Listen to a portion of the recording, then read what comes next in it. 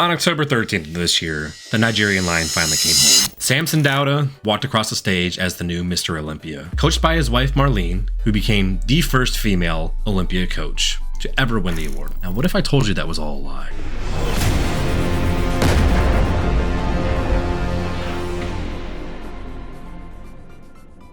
The funniest part about the whole charade of Samson being coached by his wife and not a real coach was that the real answer was hidden under our noses this whole time. His wife has never really said anything about her expertise in the bodybuilding field and how she coaches him or does his protocols or anything like that. It's all been, she's there for me, she does my meals, she pushes me. And that kind of support is amazing. That is something you do need. But she has competed before. It was nearly a decade ago, and there's some limited evidence that she has some bodybuilding knowledge. She's not totally stupid on the subject. But she's oddly been quiet, too quiet for a coach, if we're being honest. Thankfully, Samson himself has admitted who guided him on his blood work, his PEDs, his stress management, and his peak during prep. Go ahead and check this video out. My help got Michael Warner. His knowledge is crazy and sort of came with him because God knows, people know that I absolutely hate prep. Not for the starving or the tiredness and hard work, but just the mental side of it. I completely go from being chilled and laid back to being completely aggressive, irritable, and everything else. I just become a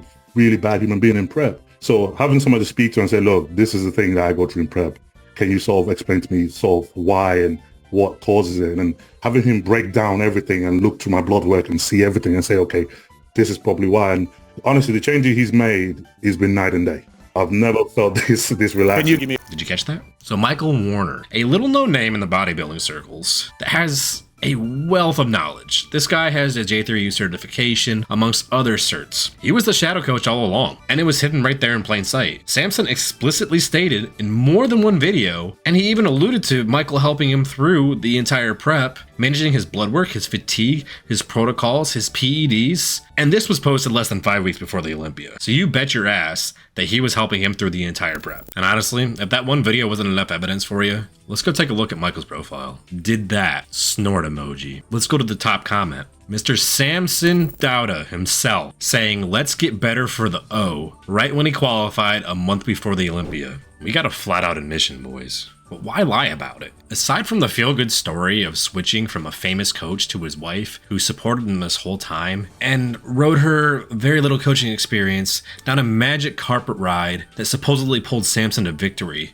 what does Samson have to gain by sweeping Michael under the rug? A deeper look into this potential bombshell reveals a lot more than you would really think. You see, Michael is employed by Merrick Health, and Samson is sponsored by them. Now, being sponsored by a company that sponsors the Olympia is usually not a big issue. A lot of guys have sponsors that step on stage, but in this case, we have somebody being coached directly by the sponsor. And with that many conflicts of interest going on, it's going to open up the door to, at best, some bad PR or some questions being raised, and at worst, you validate all the knuckle-dragging hottie fans that think the Olympia is rigged against the Middle East, which we all know isn't true. Now contrast that with the storybook ending. In today's DEI culture, having the first woman to ever coach her man to the Olympia title is unheard of. And it fits with the mainstream narrative, and it helps grow the sport because they can plaster that all over the papers. It's a storybook ending, and the strong female character picks up her man and wills him to victory. Compare that to the conflict of interest and all the political stuff that can be said if Michael was mentioned,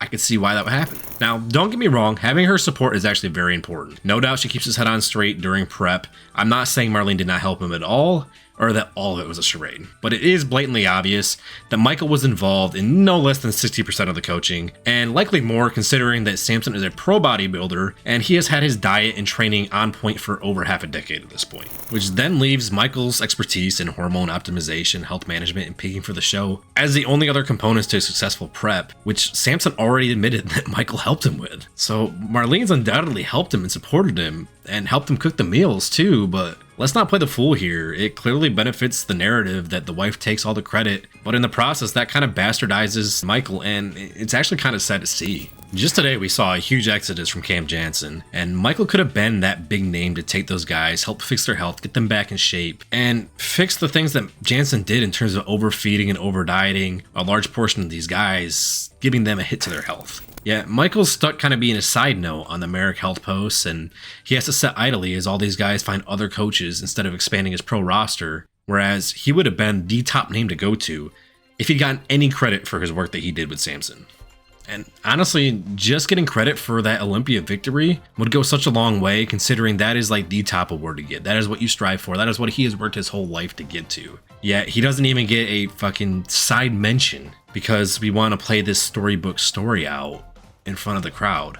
It's definitely a bit of a sticky situation. But just think if the shoe was on the other foot. If Marlene was the one doing all the coaching in the background, do you think she would want credit for coaching Samson? She seems like she has a lot of control over him. I think she would make sure that she got credit for it.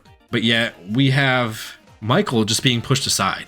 I don't think that's fair to him, if we're being 100% honest. But at the same time, I totally get where Samson's coming from. Because now that this has all been played up, he really can't go back on it. If he does, it puts the Olympia in jeopardy. Because now they have to deal with the bad PR and all the pissed off idiots overseas that want to everybody. And in the end, there's really no winner. If it had been presented as is, as like a co-coaching experience, from the beginning, we wouldn't have any problems, if we're being 100% honest. But now that we have to go back on it and try to fix things, I think you're going to have a little bit of pushback. But I don't have a side that I'm picking on either one. Obviously, I do coaching too. I would like to see him get the credit for it. But I totally get where Samson's coming from and not wanting to blow the cover off this thing and expose a big hole that really doesn't need to be exposed, if we're being honest. I mean, take nothing away from the coaching that he got. He put the work in and clearly had the best physique on that day. And that is why he won the trophy. There's no politics involved with it. He blew everybody away on the stage.